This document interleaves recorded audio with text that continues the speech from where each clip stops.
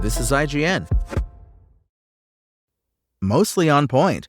This is your IGN review of From the World of John Wick, Ballerina by Clint Gage. Being from the world of John Wick is not an easy thing. In this fictional universe, the threat of death lurks around every corner, and not just because those corners often conceal the members of an ancient, shadowy assassins guild.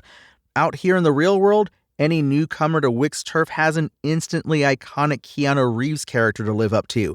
And with that comes an expectation for innovative, jaw-dropping stunts. Those are big shoes to fill, and not everyone can do it. I mean, just ask the Continental.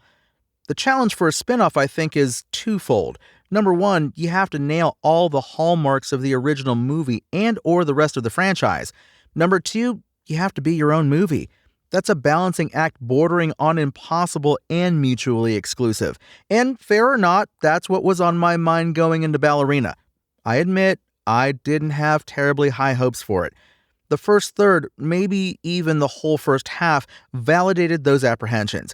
It's interesting sitting down to another helping of the world of John Wick only to watch somebody get better at assassinating. Part of the charm of this franchise is being plunked down in the middle of a fully formed world full of legendary hitmen and rules that everybody knows.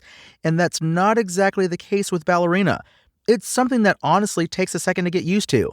This section of Ballerina is okay, even good in spots, but the action is standard beat-em-up fare. Eve's backstory is suitably tragic, but it's all pretty rote. But here's the other thing about the first half of this movie. It is not the part that anybody will remember or talk about. There's a point at which Ballerina earns its place in the world of John Wick, and from that moment on, it's an absolute blast. And I use the word blast here quite literally because the scene I'm referring to involved what I will forever very affectionately refer to as great grenade stuff. Which brings me back to my two requirement theories of spin-off movies. The first being that you need to correctly do what the franchise does best. John Wick movies have always had a creative approach to action and fight choreography. When they're at their peak, the fight scenes make you cringe and chuckle at the same time.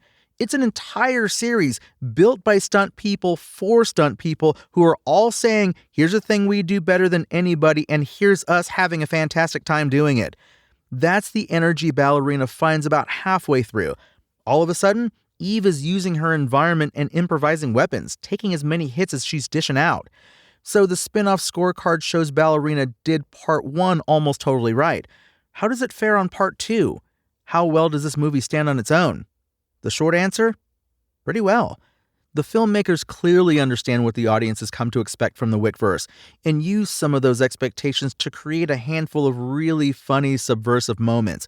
So, I'm happy to say Ballerina serves both items on my spin-off movie checklist.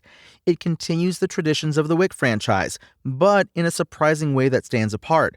We're introduced to new corners of the world, including a new villain played by Gabriel Byrne in full-on scenery-chewing mode. That's a compliment, by the way, but it also offers another side of our hero's coin. There's an unflappable agent of chaos and death, but there's also a choice to be a protector and a safe haven. That's something we haven't seen yet from a John Wick movie, and why, on the balance, Ballerina is such a successful spin-off. From the world of John Wick, Ballerina finds a new vengeful assassin to follow through the shadows under the high table. It's a spin-off that knows why the John Wick series has been so successful, and both effectively follows the rules while adding to the ever-expanding world. While it takes a good portion of its screen time to find confident footing, when the second half gets moving, the energy is undeniable as Ballerina becomes one funny, bloody, and creative fight scene after another. I'm hoping for an encore. From the world of John Wick, Ballerina's IGN score? 8 out of 10. Thanks for listening to IGN. My name is Tony Jackson, and for the latest game and movie reviews, visit us at IGN.com. Spoken Layer.